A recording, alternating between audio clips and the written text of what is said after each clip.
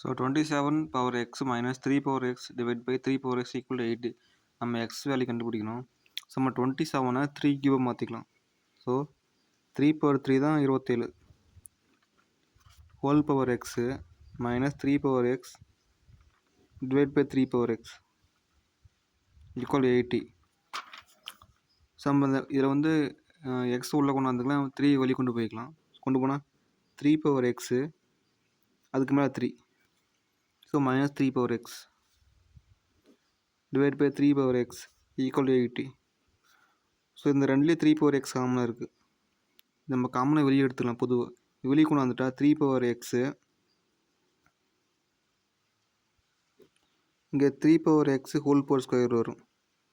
So இங்கே 3 power x whole power 3ன்னு என்ன அர்த்தம்னா நம்ம 3 பவர் எக்ஸை 3 டைம் இருக்கணும். So 3 power X into 3 power எக்ஸ்னு 3 பவர் எக்ஸ். அதில் நம்ம ஒரே ஒரு 3 பவர் எக்ஸ் மட்டும் வெளியே எடுத்துலாம். பட் ஆனால் ஒன்றுக்கு வச்சுட்டா உள்ளே மீதி 2 இருக்கும். ஸோ அதனால் நம்ம இங்கே ஸ்கொயர் போட்டாச்சு. இங்கே ஒரே ஒரு 3 பவர் எக்ஸ் தான் இருக்குது. இந்த 3 இன்ட்டு எக்ஸ் தான் இருக்குது. ஸோ எக்ஸ்ட்ரா இது 3 பவர் எக்ஸு மாற்றி போட்டேன். ஒரே ஒரு 3 பவர் எக்ஸ் தான் இருக்குது. ஸோ அந்த ஒரே ஒரு 3 பவர் எக்ஸ் இங்கே வெளியே வந்துடுச்சு. ஸோ இங்கே எதுவுமே இருக்காது. ஸோ இன்ட்டு 1 தான் இருக்கும். இங்கே 3 பவர் எக்ஸ் இருக்குது divide by equal 80.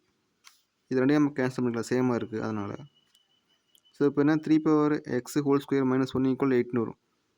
3 power x whole square இங்கே மைனஸ் 1 இருக்குது, இங்கே வந்து ப்ளஸ்ஸாக மாறிடும். ஸோ அப்படின்னா 81 வந்துடும். ஸோ ஆக்சுவலி 3 பவர் எக்ஸ் தான், நான் 3xன்னு போட்டிருக்கேன். இப்போ 3 பவர் எக்ஸ் இங்கே வந்து ஸ்கொயர் இருக்குது, இங்கே வந்து ரூட்டாக வந்துடும்.